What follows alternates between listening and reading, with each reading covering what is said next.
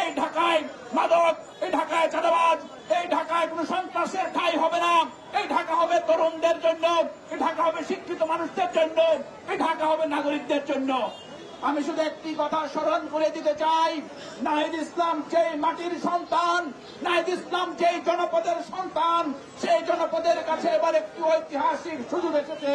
তাদেরকে প্রমাণ করতে হবে নাহিদ ইসলাম এই বাংলাদেশের জাতির জন্য যে অবদান রেখেছে, নাহিদ ইসলামের নিজের জনপদ, নিজের এলাকাবাসী সে অবদানের প্রতি সম্মান জানিয়ে তাকে আগামীর ব্যালট বিপ্লবের মাধ্যমে সংসদে পাঠাবে। সম্মানিত এলাকাবাসী, আমাদেরকে মনে রাখতে হবে জুলাই গণঅভ্যুত্থানের যে আকাঙ্ক্ষা, সেই আকাঙ্ক্ষা বাস্তবায়নের জন্য এমন একদল তরুণকে আগামীর সংসদে নির্বাচিত হয়ে আসতে হবে, যে তরুণরা শুধুমাত্র এখনকার বাংলাদেশের নয়, আগামী 50 বছরের বাংলাদেশের স্বপ্ন বুকে লালন করে আমরা এনসিপি থেকে যে 24 দফা দিয়েছি, 24 দফার মাধ্যমে আমাদের প্রজন্ম এবং আগামী প্রজন্মের জন্য একটি বাংলাদেশ রচনার ইশতেহার দিয়েছে। শীঘ্রই আমরা নির্বাচনী ইশতেহার নিয়ে আসবো।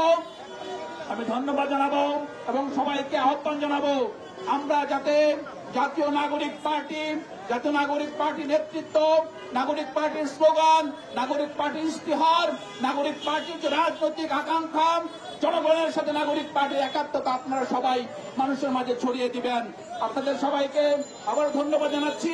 আমি ধন্যবাদ জানাচ্ছি এই এলাকার আমার জাতীয় নাগরিক পার্টির সম্মানিত সহযোদ্ধাদের। আপনারা আমাদের সাথে থাকবেন, আগামী দিনগুলোতে আপনাদের সাথে নিয়েই ঢাকা আমাদের করব।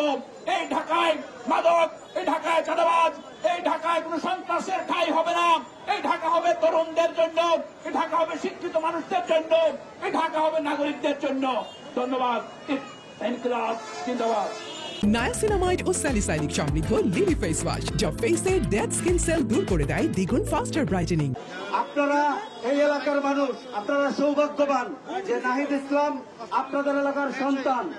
বাংলাদেশের লাখো কোটি তরুণরা নাহিদ ইসলামের নেতৃত্বে একটি নতুন বাংলাদেশ গড়ার জন্য রাজপথে লড়াই করেছে এবং এই লড়াই এখনো জারি আছে।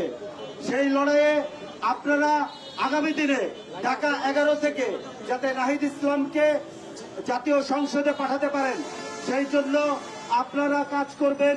প্রত্যেকটা ওয়ার্ডে, প্রত্যেকটা মহল্লায়, প্রত্যেকটা কেন্দ্রে আপনারা কাজ করবেন, সেই আশা আমি রাখি।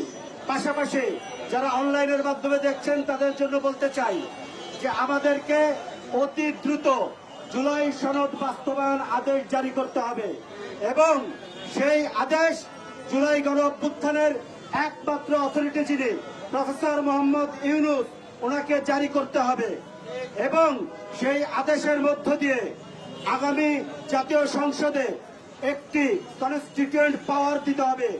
জাতীয় সংসদকে একটি গাঠনিক ক্ষমতা দিতে হবে, যাতে করে জাতীয় সংসদ এই 72-এর যে মুজিববাদী সংবিধান, যে বাকশালী সংবিধান, সেই সংবিধানের ক্ষমতা কাঠামোকে পরিবর্তন করতে পারে এবং তার মধ্য দিয়ে যাতে জুলাই সনদ বাস্তবায়ন হয়।